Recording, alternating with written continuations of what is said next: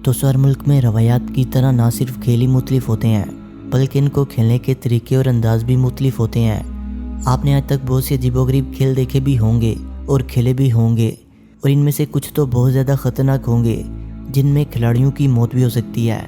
लेकिन आज मैं आपको जापान में खेले जाने वाले कुछ ऐसे ख़तरनाक और खौफनाक खेल दिखाने जा रहा हूँ जिनके बारे में जानकर आपके रोंगटे खड़े हो जाएंगे। ऐसा इसलिए है क्योंकि ये खेल ही कुछ ऐसे हैं जिन्हें खेलते हुए आपकी रूह तक कांप सकती है। जापान को तेज़ी से तरक्की करने वाले एक तरक्की याफ्ता मुल्क का नाम दिया जाए तो शायद ये गलत ना होगा, क्योंकि जापान की बढ़ती हुई तरक्की को पूरी दुनिया तस्लीम भी करती है।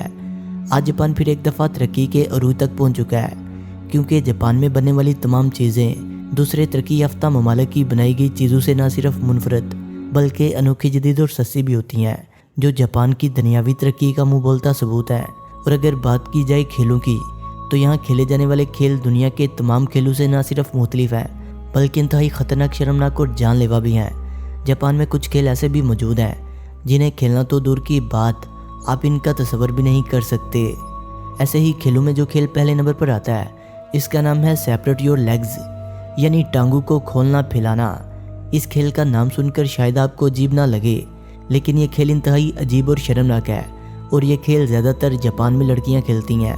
इस खेल में लड़कियों की टांगें एक मशीन के साथ ऐसे खोली जाती हैं जिसे एक मार्शल आर्ट अपनी टांगों को खोलने और लचकदार बनाने के लिए इस्तेमाल करते हैं।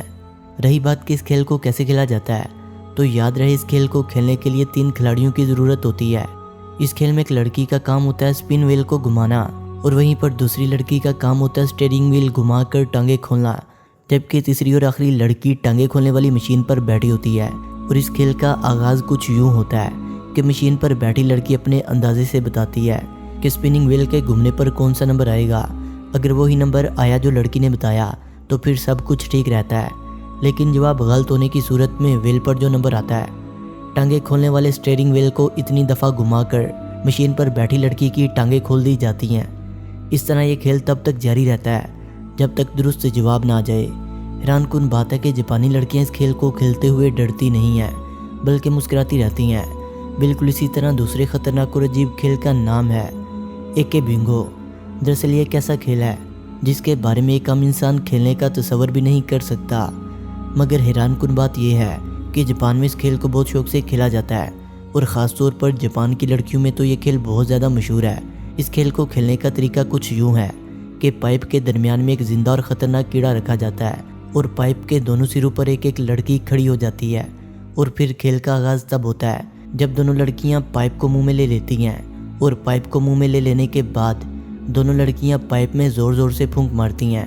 दरअसल इनकी ये कोशिश होती है कि पाइप में मौजूद कीड़े को फूंक मारकर दूसरे खिलाड़ी के मुंह में फेंक दिया जाए। ऐसा होने से खेल ख़त्म नहीं होता, बल्कि ज़िंदा खिलाड़ी के मुँह में जो कीड़ा जाता है, इस खिलाड़ी को ये कीड़ा खाना होता है। इसके अलावा सामने एक ट्रे भी रखी जाती है जिसमें कीड़े मौजूद होते हैं, और हारने वाले को उस ट्रे में से 2 से 3 कीड़े खाने पड़ते हैं, और यूँ इस खतरनाक खेल का अख्ताम होता है। हम तो इस खतरनाक खेल के करीब भी ना जाएं, लेकिन हैरत की बात है कि जापान की लड़कियां इसे इंतहाई शौक से खेलती हैं। जापान में खेले जाने वाले तीसरे अजीबोगरीब और घटिया खेल का नाम है बॉइलिंग बाथ।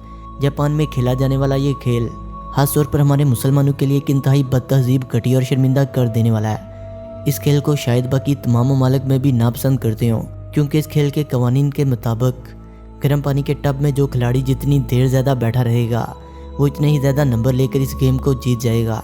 लेकिन इस खेल की शर्मिंदा कर देने वाली बात यह है कि इस खेल में मौजूद लड़कियों को शार्ट कपड़े पहनकर खेलना होता है।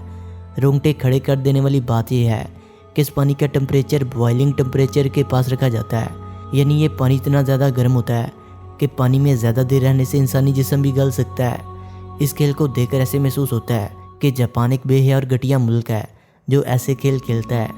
लेकिन आए दिन जापान की बढ़ती हुई तरक्की हमें इस बात को मानने पर मजबूर कर रही है कि जापानी कौम इंतहाई ज़हीन है। लेकिन दोस्तों, इनकी ये घटिया गेम्स के बारे में मुझे समझ नहीं आई, ये ऐसा करके पता नहीं क्या करना चाहते हैं। एक और अजीबोगरीब लेकिन दिलचस्प खेल जो जापान में खेला जाता है, what is in the box, यानी डब्बे में क्या है। ये खेल देखने में जितना आसान लग रहा है, लेकिन ये इतना आसान नहीं है।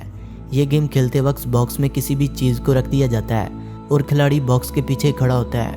यूँ खिलाड़ी को पता नहीं होता कि बॉक्स में क्या चीज़ रखी गई है, बहरहाल इस बॉक्स के दोनों जानब एक महसूस जगह बनाई जाती है जहाँ पर खिलाड़ी अपने दोनों हाथ बॉक्स में लेकर चीज़ को हाथ लगाकर ये बताते हैं कि डब्बे के अंदर क्या चीज़ मौजूद है।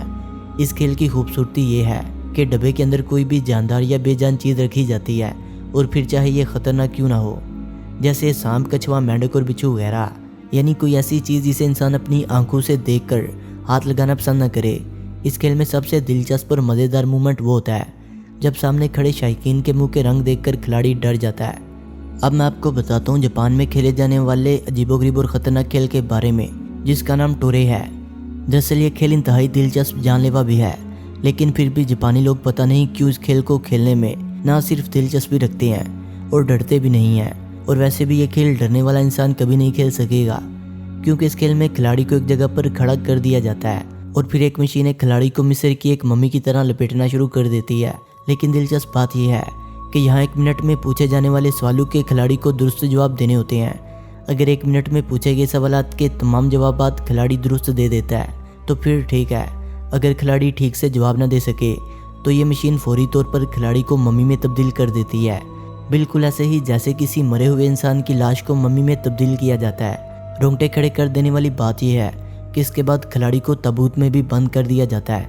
अब आप खुद सोचें, जब इंसान पर इस तरह से एक कपड़ा लपेट दिया जाए और इसे सांस भी ना आए और फिर ताबूत भी बंद कर दिया जाए तो उस आदमी पर क्या बीतेगी, और कुछ ही मिनटों में इसकी जान भी जा सकती है, क्योंकि कमज़ोर दिल वाले इंसान इस खेल को नहीं खेल सकते। क्या आप ऐसे अजीबोगरीब और ख़तरनाक खेल को खेलना पसंद करेंगे? हमें कमेंट सेक्शन में ज़रूर बताइएगा। दोस्तों, ऐसे ही जापान को अगर देखा जाए तो जापान का नज़रिया भी बिल्कुल दूसरी दुनिया की तरह है। जैसे एक साइड गलत और दूसरी नॉलेजेबल है। एक तरफ देखा जाए तो जापान बहुत तरक्की याफ्ता मुल्क है और दूसरी तरफ इनकी हरकत को देखा जाए तो इंसान दंग रह जाता है। एक तरफ इनकी बुल ट्रेन है और दूसरी तरफ इनका वाटर टेम्परेचर ख़तरनाक खेल है।